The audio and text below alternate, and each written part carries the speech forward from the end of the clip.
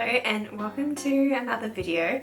In this video I'm going to share with you how I made this halter neck jumpsuit. I use a floral fabric that's quite stretchy. Not entirely sure what type of fabric it is. It might be a scuba knit because it is stretchy and it is thick. I got this fabric from Spotlight. It was on sale as well, so it was about $3 to $4 a meter. So I bought a couple of meters so I could make this outfit. Without further ado, thank you for watching and we'll go into the video. I laid the fabric flat and cut out the fabric pieces. I sewed 2 gather stitches down the upper front side edge between the circle markings and gathered the fabric. I already went ahead and did an E-stitch on the lower edge, so I moved on to step 3.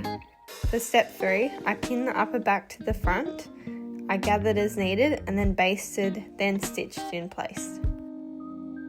I marked 1.5 centimeters from the edge, then pinned a double folded hem. I then sewed the narrow hem in place. I then did a narrow hem on the other edge of the fabric piece too. The fabric at the seam joining the front to the back was quite thick, so I trimmed it to reduce the bulk and then I sewed it in place using a edge stitch foot.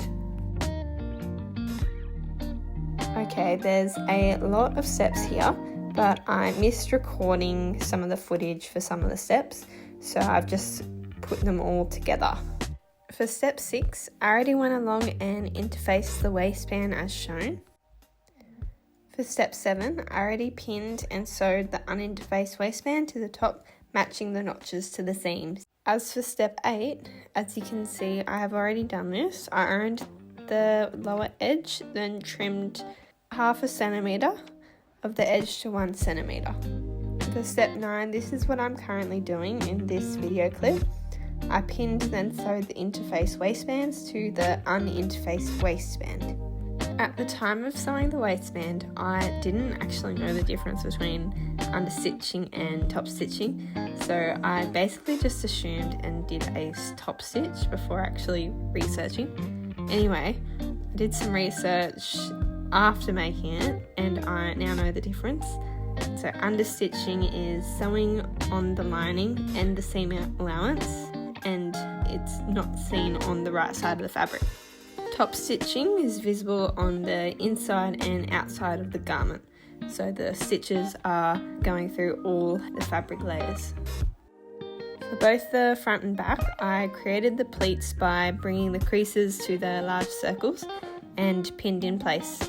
I then basted and stitched them in place and ironed flat. For step 14, I basically just stitched the front and back together at the inner leg. I stitched the pocket pieces on the front and back. I then stitched the front and back on the sides, leaving an opening between the pockets together. I basted the upper pockets towards the front. I turned one leg right sides out and put inside the other leg. I then matched all the notions and pinned then stitched in place. I sewed the zipper following the pattern's instructions. I then went straight to step 23 and hand sewed the hook and eyes in place. I also removed all the basting stitches in this too. I realised I hadn't actually recorded steps 20, 21 and 22, but for those steps I did a top stitch over the waistband. I finished the leg hem by using a single fold instead, then stitching the fabric in place. The garment is finished and here is the final result.